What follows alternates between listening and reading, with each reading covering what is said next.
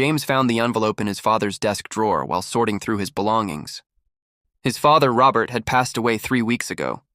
The funeral was over. The condolences had stopped. Now came the painful task of dismantling a life. The envelope was yellowed with age, addressed in his father's careful handwriting.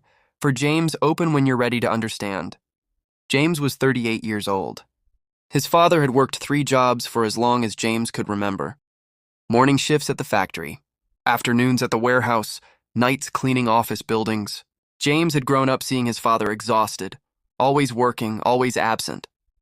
His mother had died when James was 8, and his father had raised him alone. James had resented those 3 jobs. He'd resented his father for missing school plays, for falling asleep at dinner, for being too tired to talk. As a teenager, James had asked why his father worked so hard. The answer was always the same: to provide for you.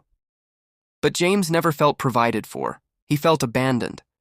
Now, holding the envelope in his hands, James wondered what explanation could justify 20 years of absence. He opened it carefully. Inside were documents. Medical bills from a private hospital in another city, treatment records, photographs of a young girl, perhaps 10 years old, with dark hair and James's father's eyes. James's hands shook. The letter began.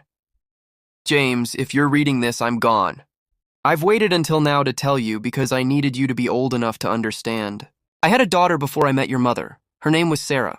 She was born when I was 19, from a relationship that ended badly. Sarah's mother took her and moved away. I didn't see her for years. When Sarah was 12, her mother called me. Sarah had leukemia. She needed treatment that her mother couldn't afford.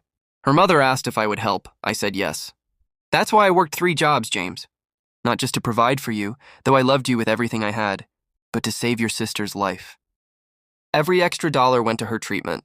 Every hour I worked was an hour I chose her survival over my own rest. Sarah lived. She's healthy now. She's 32 years old, married with 2 children. She became a doctor.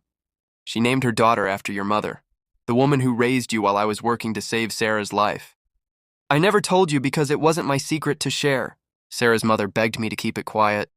She didn't want Sarah to know about me, to know I was paying for her treatment. She wanted Sarah to believe her mother had found a way. I respected that. But I'm telling you now because I want you to know the truth about who I was. I wasn't a neglectful father who chose work over his son. I was a man trying to save 2 lives at once, yours and your sister's. I loved you, James. Every sacrifice I made was an act of love. I'm sorry I couldn't explain it to you while I was alive. I'm sorry you felt abandoned. Your sister knows about you now. She's in the envelope. Her contact information is included. If you want to meet her, she's waiting. Love, Dad. James sat on the floor of his father's bedroom, surrounded by 20 years of hidden sacrifice. He understood finally what his father had been doing all those nights, all those early mornings, all those missed moments. His father hadn't been running away from him. His father had been running towards saving a life. James picked up the phone and called the number his father had left. A woman answered, a woman with a voice that carried echoes of his father's kindness. James, she said, I've been waiting my whole life to meet you.